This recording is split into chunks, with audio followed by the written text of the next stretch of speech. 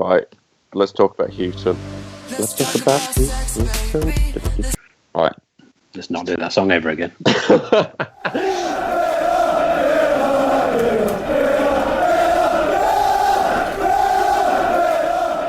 Hello, welcome back to the Villa View for a preview ahead of Brighton on Friday night. I'm joined by Dan Buddell for this episode. Hello. What is that you're hiding? I was going to hide the moustache, but I realised I should have done it from the start, probably. Nothing I can do about it. It should go like this for the rest of the whole episode. It's tempting, believe me. I'm getting offended looking at myself. Anyway, Brighton, huge game Friday night. We're unbeaten in so many games now. 5 games? 4 games? 5 games unbeaten. It's unbelievable, really, to think about it. We've come so far in the past few weeks under Steve Bruce. Although we are playing a Brighton side that is on a really good patch of form, imperious in front of goal. What can we expect from Brighton? It's such a tricky game.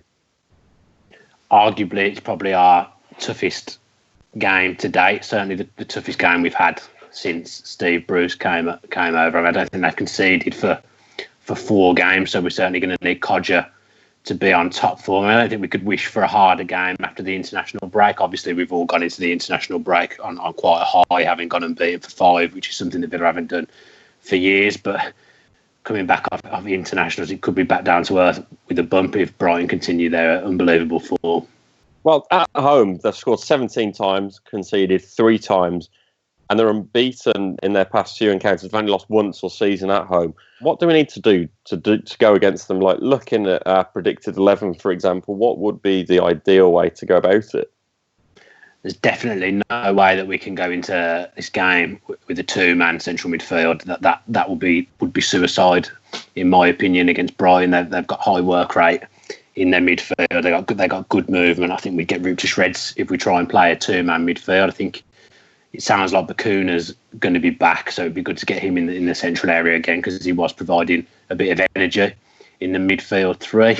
I mean, I don't know when Jedinak gets back, but it doesn't look like he's going to play, which is a blow because he's been playing very well. So obviously a lot of Villa fans will be upset because it'll probably be Westwood that comes in for him. I don't think there's any way we can do anything but play a 3-man midfield. That is a must, but We've been pretty tight at the back as well, and obviously with Codger we've got a player that's on top of his game as well. So as dangerous as Brighton are, if we play our game and we stay tight like we have been in the main since Bruce has come in, and when we're clinically in front of goal like we have been, there's no reason why we can't get something. But it is an unbelievably hard game to have.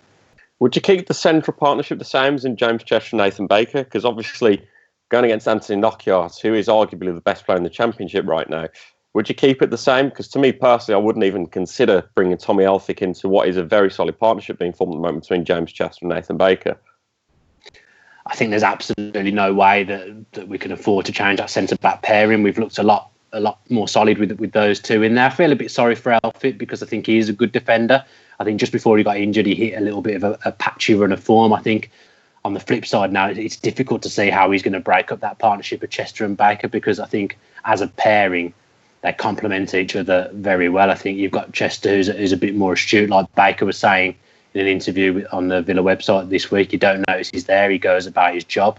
And then you've got Baker on the other side, whose blood and guts gets in the way of everything. He's brave, big and strong, and he's been performing really well. So it's difficult to see how Tommy Elphick's going to get back in. But you do need a squad. You're going to pick up injuries, as we've seen with people like Amavi on international duty. We are going to get injuries through the season. So we need a squad, but there's no way we break up that partnership at the moment. Not a chance. So what is your predicted 11 for the game?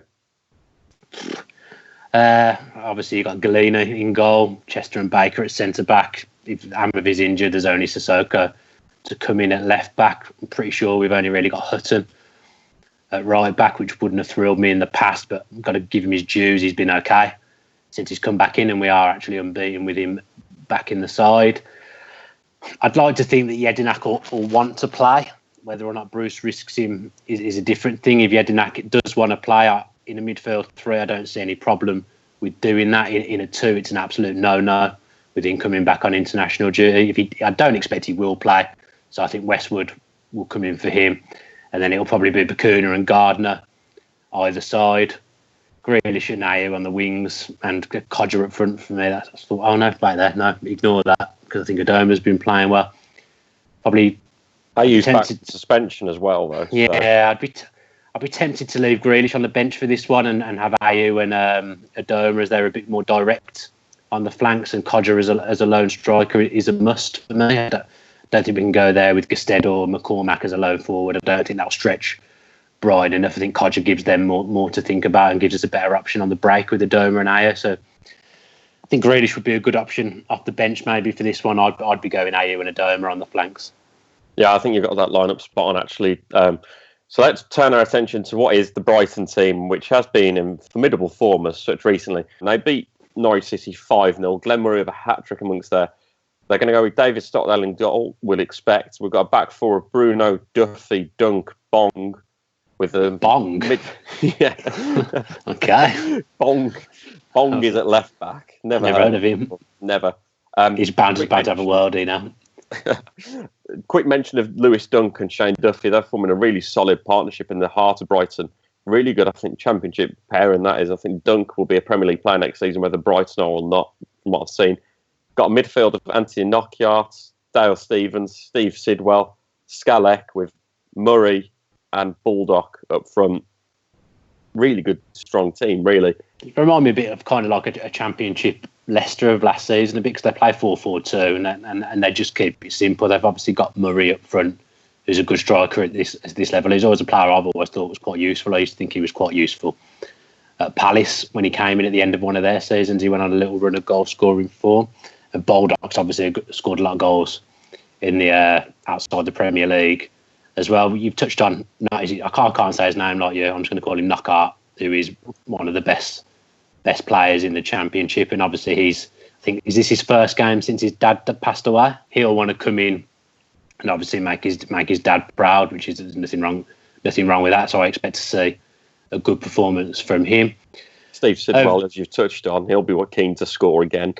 Over the years, it doesn't matter whether you were good, average, or bad. If you're playing against your old team, Aston Villa, you've got a chance of scoring.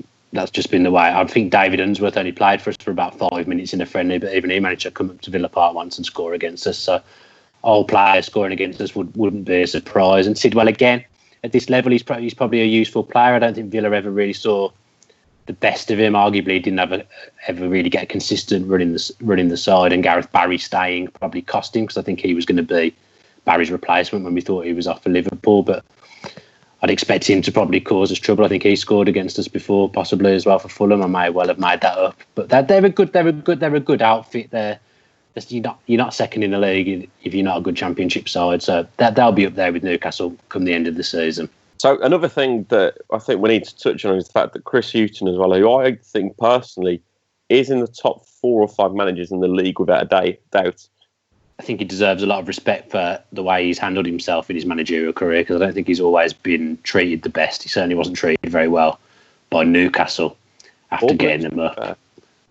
Well, to be fair, he left them, didn't he, to go to Norwich, which you can't blame him for. I mean, everyone wants to get out of there as soon as possible. So it's a fair play to him for that. But even he handled himself on the Blues when they didn't have a lot of money. He got them in the playoffs. They were probably unlucky not to go up that season. And then I don't think he did the best job at Norwich. But again, he's come into Brighton and he's got them close last season, and they'll be close again without a doubt. I just think he comes across as a top guy and a good manager, especially at this level. Yeah, I think he is a really good. Yeah, I think the one thing though, the one criticism people have of him is not very dynamic. So if we can shut out the one way that Brighton play in the 4-4-2 system as such, I think we've got a really good chance of stealing something, and that's why I'm going to predict a 1-1.